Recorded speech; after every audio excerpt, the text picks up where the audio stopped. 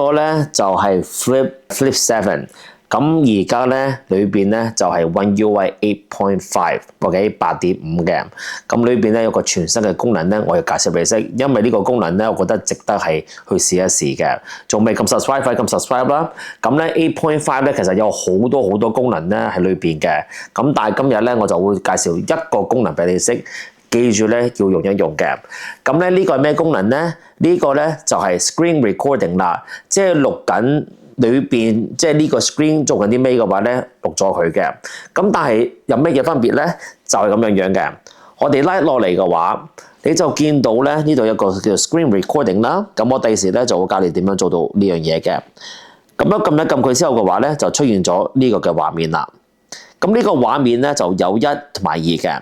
通常咧，如果你做一個 screen recording 嘅話咧，佢係成個畫面錄咗佢嘅。啱啱咁咧，佢做到可以話冇咗上邊呢一 part 啊，或者冇咗下邊呢一 part 都冇問題嘅。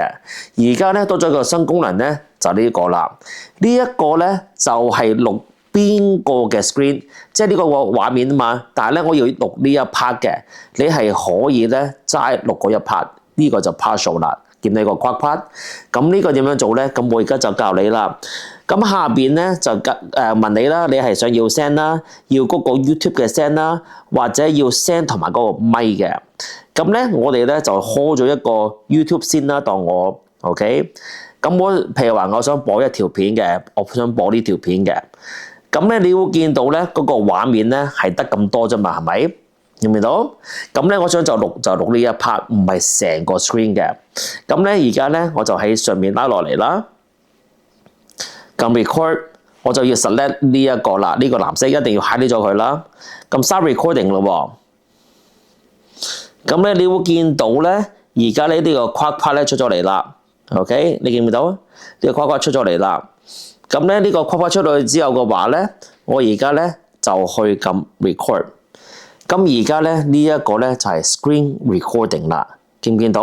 佢唔係成個 screen 錄晒，佢係錄緊呢一 part 啦。咁呢個係非常之方便，因為我唔需要下邊呢一 part 啫嘛，我要需要呢一 part 啫嘛。咁錄完之後嘅話咧，你就可以撳個 stop 字啦。咁喺你嗰個相簿裏邊咧，自然咧就會出現咗你嗰個 screen 啦，就咁樣啦，幾好嘢。係咪？咁呢一個咧，我覺得咧係值得去試咯。